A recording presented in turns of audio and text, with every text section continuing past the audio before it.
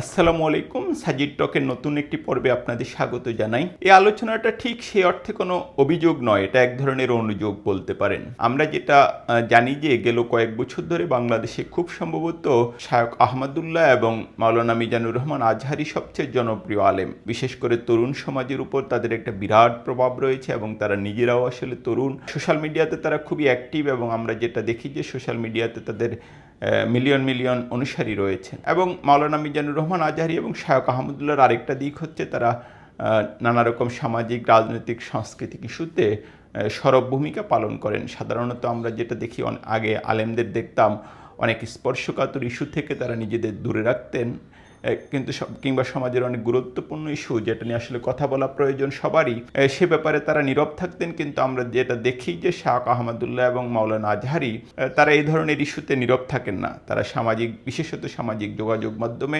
তাদের বক্তব্য পরিষ্কার করেন। শায়খ আহমদুল্লাহ আবার নানা রকম মানবিক সামাজিক কার্যক্রমেও জড়িত।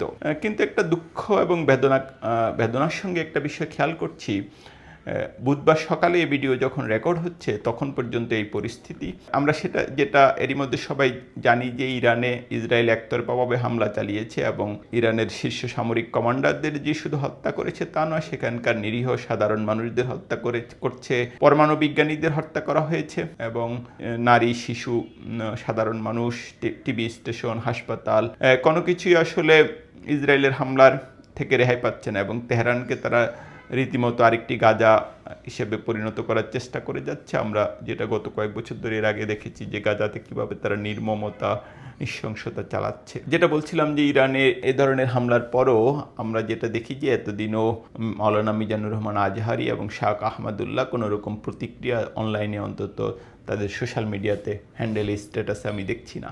এটা এখন শিয়াদের যে আকিদাগত সেটা নিয়ে তো কিছু প্রশ্ন রয়েছেই, কিন্তু আমরা যেটা দেখি এবং নিশ্চিতভাবে এগুলি ভ্যালিড প্রশ্ন, কিন্তু যে ধর্ম আপনি যদি বাধা দেন এভাবে সাধারণ মানুষের উপর, একটা দেশ আরেকটা দেশে কোনো প্রমাণ ছাড়া, কোনো কথাবার্তা ছাড়া এভাবে হামলা চালানো এবং ঘুরিয়ে দেওয়া, এবং আমরা যেটা দেখি ইসরায়েল এখন সারা মধ্যপ্রাচ্যতে যেখানে ইচ্ছা সকাল বিকাল হামলা চালাচ্ছে, এ ধরনের হামলা চালানোর কোনো নিন্দা জানানো আসলে আমাদের সবারই উচিত। এবং আমরা যদি খেয়াল করি বাংলাদেশের সোশ্যাল মিডিয়াতে প্রায় সব মানুষই কোনো না কোনোভাবে এই ইস্যুতে কনসার্ন, তারা তাদের বক্তব্য দিচ্ছেন। হ্যাঁ, তাদের বক্তব্যে কিছু যায় আসে না হয়তো দিনের শেষে, কিন্তু তবুও তারা তাদের কথা বলছেন। কিন্তু বাংলাদেশের সবচেয়ে শীর্ষ বলতে সবচেয়ে জনপ্রিয় দুজন আলেম এবং যারা তরুণ এবং যারা নিজেরা সোশ্যাল মিডিয়াতে অ্যাক্টিভ, তাদের এই ব্যাপারে এখন পর্যন্ত কোনো বক্তব্য না পাওয়া আসলে দুঃখজনক। হয়তো তারা বিষয়টা খেয়াল করছেন এবং আমি আশা করি খুব দ্রুতই আমরা তাদের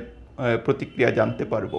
এবং আরেকটা বিষয় আমি যেটা দেখছি যে বাংলাদেশের রাজনৈতিক দল কিংবা বিভিন্ন সামাজিক সাংস্কৃতিক সংগঠনগুলোও এ ব্যাপারে খুব একটা সরব ভূমিকা পালন করছে না।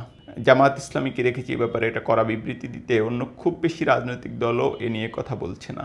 যুদ্ধ পৃথিবীর জন্য কোনো ভালো কিছু নয়। বিশেষ করে অন্যায় যুদ্ধের বিরুদ্ধে প্রতিবাদে মুখর হওয়া প্রতিটা মানুষেরই দায়িত্ব।